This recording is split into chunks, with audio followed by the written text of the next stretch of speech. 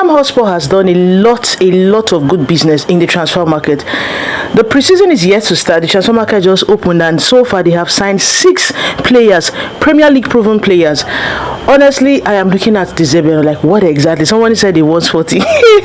Someone said they want 40. Like, come on, where did they get this? Where would I see this money? Tottenham Hotspur, where would I see this money? To think that Tottenham finished at the bottom half of the table last season, they were on the verge of getting relegated, and look at them today. They have signed 6 proven Premier League players, 3 on a free transfer. We have Martin Dubravka, that used to be the goalkeeper, for a kind of a substitute goalkeeper for Newcastle. He joined on a free.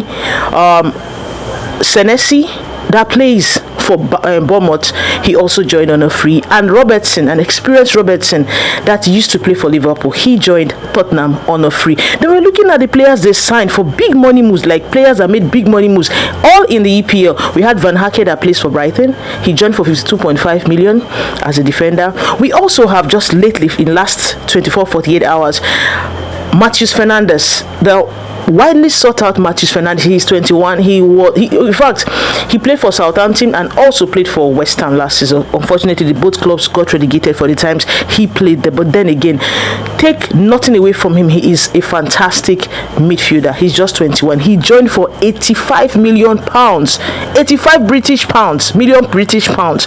Then the one that stunned everybody was the Sandro Tonali from Newcastle. He joined for a combined amount of 100 million. It's a world, as in it's a record-breaking transfer. 100 million pounds from Newcastle. He signed a 6-year contract. He will be earning 275k down to 280k per week as Tottenham Hotspur. In fact, he'll be the highest paid at Tottenham. And I'm like, what exactly is Roberto De Zerbi doing? What is he doing? What is he building? Remember, they're not going to play anything in Europe, just like Chelsea. They are not playing anything. They don't have any European, engagements for this season, as in season that is about to start in August. But look at the kind of players they've signed. Now, I'm going to look at the downsides, the good sides first, then the downsides of all of these beautiful players, fantastic players they've signed. The good side of it has to do with the fact that these players have spent a lot of time in the EPL. Like, it's not they didn't just join the EPL. They're not coming from the Ligue 1 or the Serie A or maybe Bundesliga and all that. This is not like plug and play. They've been in the EPL for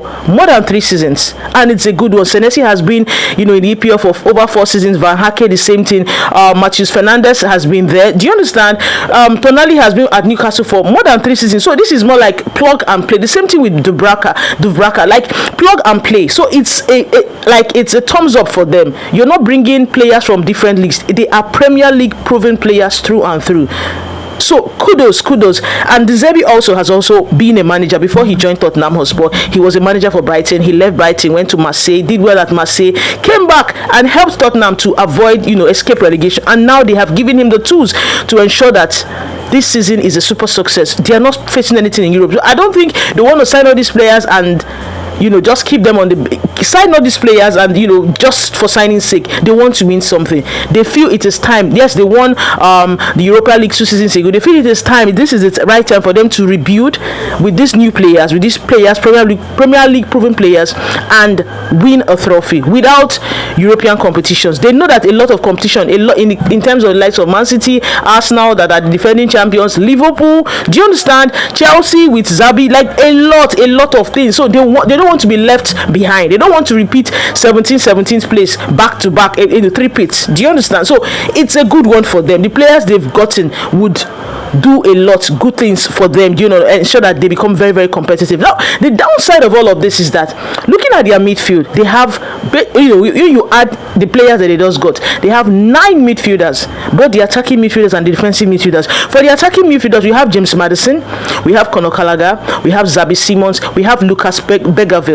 4, I've just mentioned 4, right? Now, for the defensive outlay, we have Matheus Fernandes, Sandro Tonali, Pape Sarr, right? We have Rodrigo Bentancur, and we also have this guy, what's his name, Ache Gray. Yes, Ache Gray is also there. 5 and 4. We have just one game per week to play. One game per week, no European involvement. So the question now is, how exactly is the Zerbi going to satisfy all these players? Because these players are starters where they are coming from. They were not sitting on the bench. Maybe apart from Duvraka, he'll be coming in as a substitute kind of goalkeeper. But these other players, would you want to keep a 275k per week player that is in the person of Sandro Tonali on the bench? Who exactly are they going to sell players? Is Ache Gray going to leave? Is Lucas Begovic going to leave? Is Xabi Simons, are you going to bench him to play James Maddison? Because obviously you signed Xabi Simons because James Maddison had an ACL, towards the August, that's in the beginning of August, towards the beginning of last season, he had an ACL. You need someone to come. Now he's back. Will you be benching him to play Xabi Simons? How exactly do you intend to fit, all these things to, rhyme very, very well? You have 9 midfielders, headache. You're not going to play the 9 of them. So who will you satisfy? That is the question. And a lot of pressure will be on Roberto De Zerbi because you can't spend this amount of money buying players with huge amount and paying them big salaries, and you don't win something next season. It's going to be a huge task for him. Do you understand? He has a vast. This is not okay. Fine. Last season they had issues because a lot of injury concerns, and now they have addressed the injury concerns by bringing in players. Who would start? Who is not going to start? How exactly do you plan on making everybody happy? Because these players want to play, and most times the fans want to see these players. A lot of pressure, that's the word, a lot of pressure on the part of the coach. He has not been in this kind of condition before.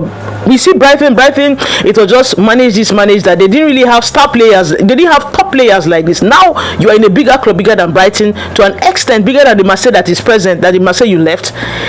You are expected to deliver a trophy. Will he be delivering a trophy at the end of the season? That is the question.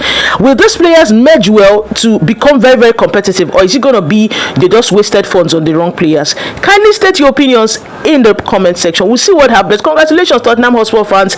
I believe you guys are very excited. It's a good one. Bringing in Tonali, Manchester United wanted Tonali, Matheus Fernandes, Manchester United wanted, but the price valuation 85 for Matheus Fernandes, that he's just 21. That's too much. 100 million for Tonali, come on guys. But then it is what it is. The transfer market is overhyped. The transfer market is something else.